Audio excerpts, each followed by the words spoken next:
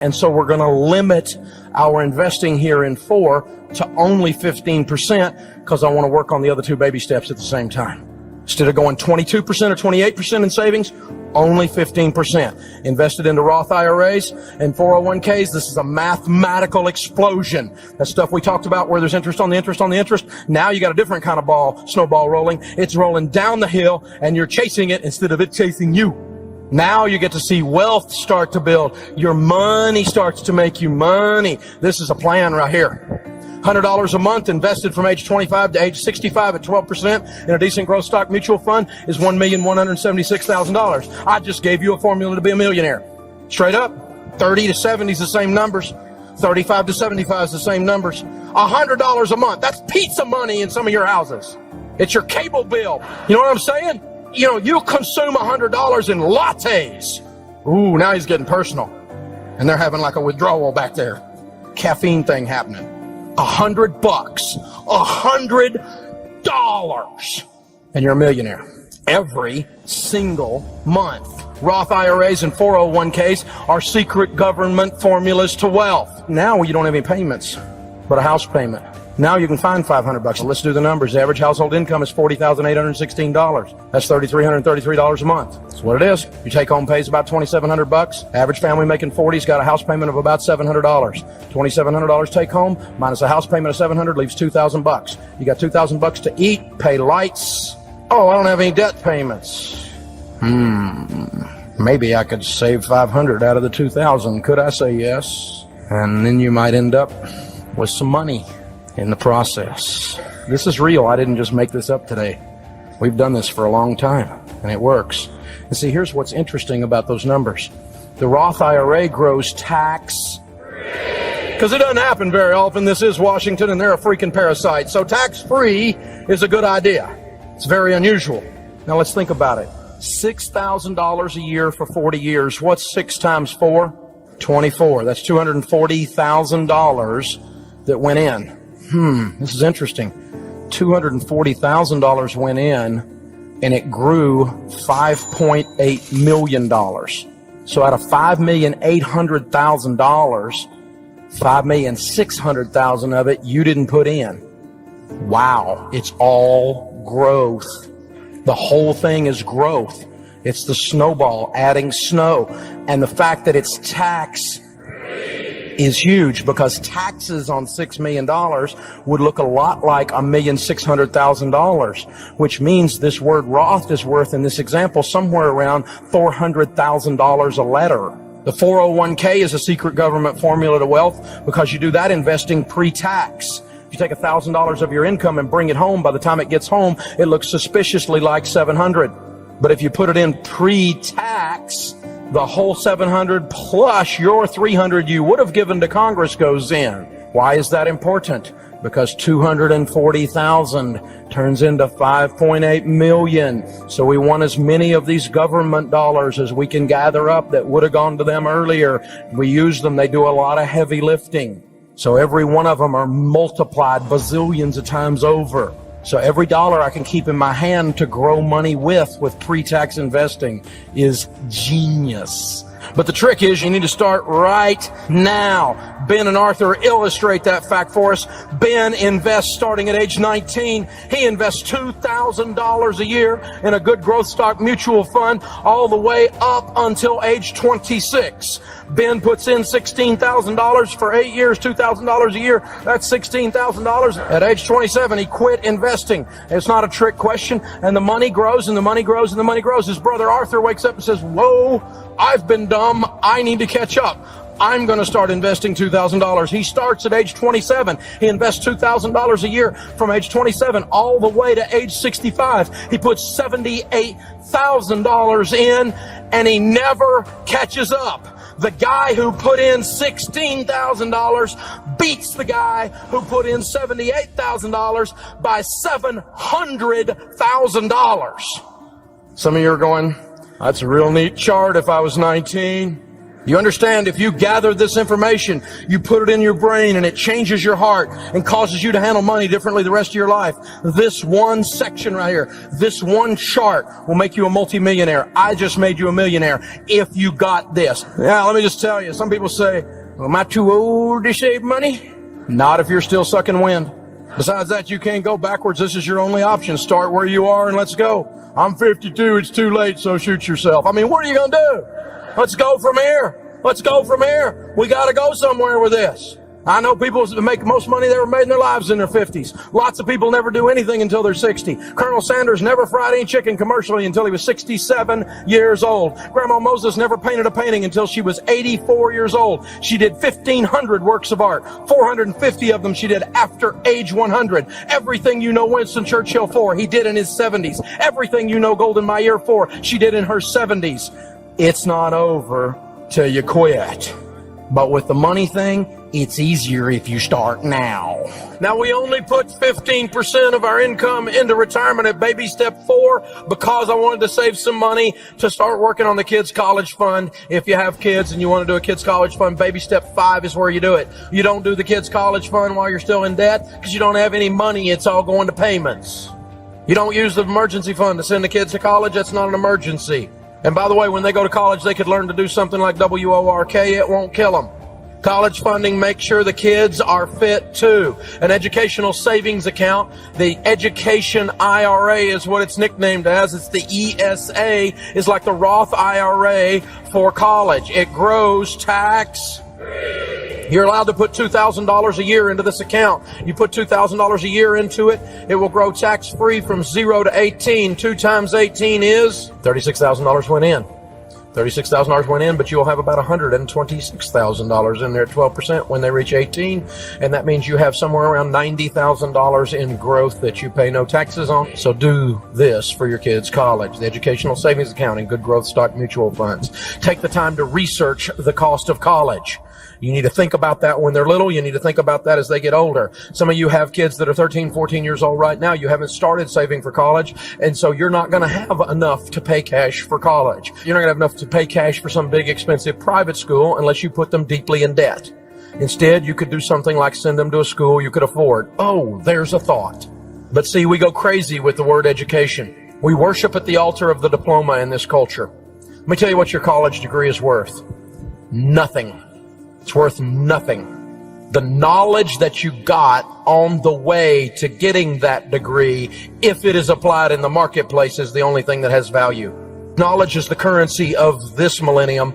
Knowledge is important. Continual learning is important. It's not over when you leave college. You need to read and do some other things and continually get better like you're doing in here today. Continual learning is the only way you're going to win. Teach your kids that. Think about what you're getting for what you're spending. I'm happy for you if you graduated from Wharton or Harvard or Yale. I am not putting those schools down. I'm not putting down Vanderbilt. But let me tell you what, if you're going to go there, you better be ready to pay for it. And if you're telling me it's worth going $100,000 in debt to there, I can economically prove to you you're an idiot. The average college student is graduating right now with $27,900 in student loan debt. This is crazy. And another $6,000 in credit card debt, by the way. First rule of college, pay cash. Now we're sailing. We've got the retirement going. We got the emergency fund in place. We're doing the kids' college into the educational savings account. Now every other dollar above that we get coming in, put it on the house. Pay off the house, pay off the house, pay off the house, pay off the house. Think about it. What could you do if you had no payments? I mean, if you just take a house payment, put that puppy into a mutual fund every month, you know how quick that's $1 million? Really quick. You've been looking at these numbers all day long. You're beginning to see how this stuff works. I mean, what could you do if you had no payments? You'd have control of your most powerful wealth building tool, which is your income. That's the muscle of your ability to build things. It's that simple.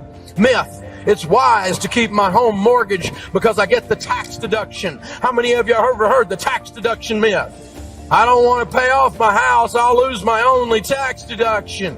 That's one of the biggest ones. And I'm amazed that CPAs are so stupid they do this. Really?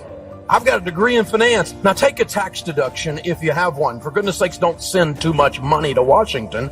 But staying in debt because of a tax deduction, here's how that works. Think about it for a second. If you had a $200,000 mortgage at a 5% interest, that means the interest that you paid that year would be 5% of $200,000, which is $10,000. Now, if you do that and you make $70,000 a year and you have a $10,000 tax deduction and you make 70, you don't pay taxes on 70 if you have a $10,000 tax deduction, you pay taxes on 60. If that's the case, you're in a 25% tax bracket. You saved $2,500 in taxes. A tax deduction mathematically is sending the mortgage company $10,000 to save sending a taxes of $2,500 to Washington.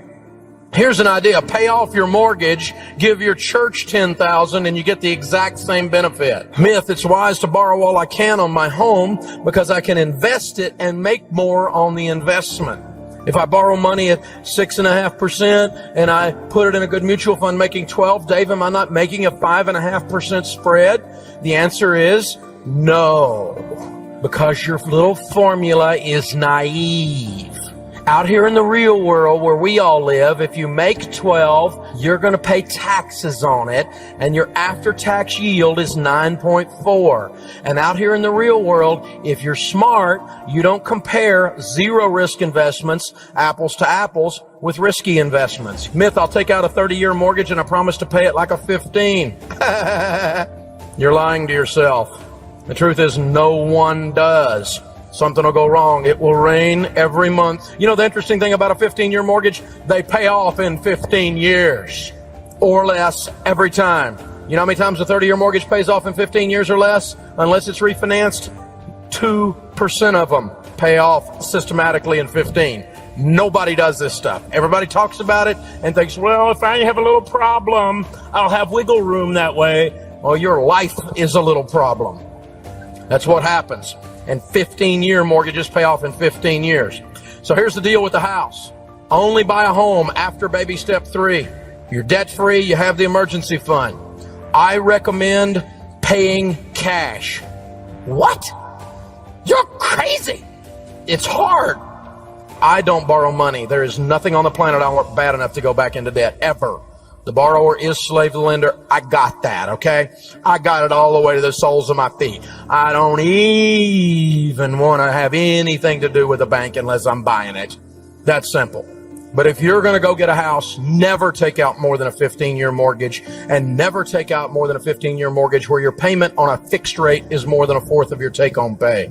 You're buying too much house. And if some rip-off loan shark, subprime, greedy banker is going to stick you with a prepayment penalty, with an adjustable rate mortgage, with an interest-only mortgage, with a balloon payment, with an above market interest rate, just because if I get a house, my life will be good. Back off. You're not ready to buy yet. Do not be conformed to this world, but be transformed. How are we transformed? By the renewing of our minds. Transformed. Have a total money makeover. People don't get the best use of their money and or have money problems for 2 basic reasons. Number 1 is ignorance. Don't get mad at me. I'm ignorant about some things. You don't want me doing brain surgery on you or fixing your car. In either case, there'll be parts left over. Ignorance is not lack of intelligence. Ignorance is lack of know-how. I don't know how to do those things. I'm an intelligent guy, but I don't know how to do those things. You can do that. You can hire people to do brain surgery. You can hire them to work on your car, and I highly recommend it in both cases. But don't hire them to manage your money. You need to learn how to do this stuff. You can bring CPAs in to teach you. You can bring in an investment guy in the mutual funds to help you, a real estate gal over here, a good mortgage broker over here, an insurance person to teach you. But they all need to have the heart of a teacher, because all you're looking for is counsel. You're not looking for a babysitter. You're not looking for a daddy or a mommy, because it's your job to manage your life. In the multitude of counselors, there's safety. You gather the information, but you make your decisions. Don't let someone else do that for you. Now we got the house paid off. Now the kids' college is underway. Now retirement's underway. See, when you get all that done, baby step 7, there's nothing left to do except build lots of wealth and give it away. You're going to have the most fun you've ever had with money when you hit baby step 7. When you launch into this area of wealth, you're going to look at things through a completely different lens that you didn't even know you had in your camera. It's a whole new way of seeing things. Your most powerful wealth building tool is your income. When you get control of that, it will launch you. And you don't have to be on the radio, and you don't have to have best-selling books to do it. Regular people making $50,000, $60,000 a year do this stuff all the time. Wealth is not an escape mechanism. It is instead a tremendous responsibility. If you think your life's going to get better just because you get money, you're wrong, because you become more of what you are. If you are a jerk and you get a bunch of money, you will become a very large jerk. If you're generous and charitable and you get money, you will have a huge impact on people around you. You'll never sit down in church next to a single mom who's crying because her light bill isn't paid, but what you just reach over and pay it to the end of the year.